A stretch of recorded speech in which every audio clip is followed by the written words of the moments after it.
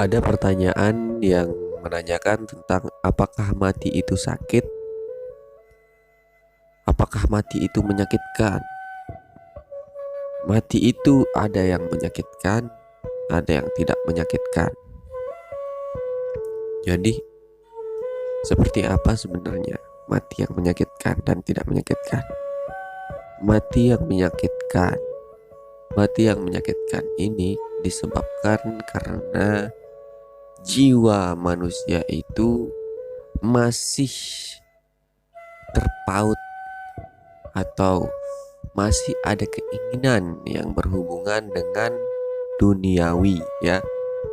Masih memikirkan anak, masih memikirkan istri, masih memikirkan orang tua, masih memikirkan harta benda, ya, yang ditinggalkannya. Maka ketika jiwa itu harus keluar atau berpisah dari jasad, itu akan terasa sangat sakit, ya.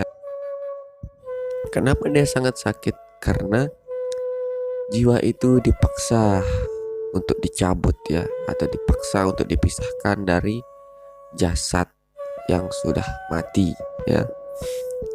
Tetapi karena jiwa masih bertahan, tidak ingin berpisah dari jasad karena masih ada keinginan tentang duniawi, masih ada keinginan untuk bersama anak, cucu, orang tua, ya.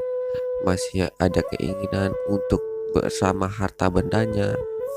Maka ketika jiwa itu dipaksa untuk dipisahkan dari jasad, dia berusaha bertahan untuk berada di jasad, tetapi tidak bisa karena Yang Maha Kuasa lebih kuasa, dan dipaksanya untuk dicabutnya jiwa itu dari jasad, ya.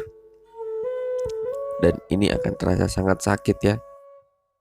Bisa diibaratkan binatang yang dikuliti hidup-hidup seperti itu. Pokoknya sakit sekali. Nah, bagaimana kalau kematian yang tidak menyakitkan? Kematian yang tidak menyakitkan ini bisa didapatkan dengan cara berserah diri sepenuhnya kepada Yang Maha Kuasa. Kenapa seperti itu? Ya, karena ketika manusia berserah diri sepenuhnya kepada Yang Maha Kuasa, dia tidak terpaut kepada apa-apa lagi dan telah menyadari bahwa yang ada hanya Yang Maha Kuasa.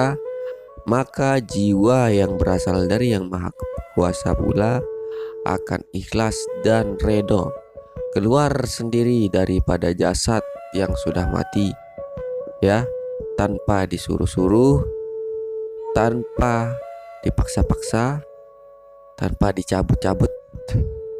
Jiwa itu bersedia atau jiwa itu keluar sendiri karena telah berpasrah sepenuhnya kepada Yang Maha Kuasa. Maka kematian yang seperti ini tidak ada rasanya, seperti orang yang dari sadar mengantuk menuju tidur, ya, menuju tidur yang lelap. Seperti itu.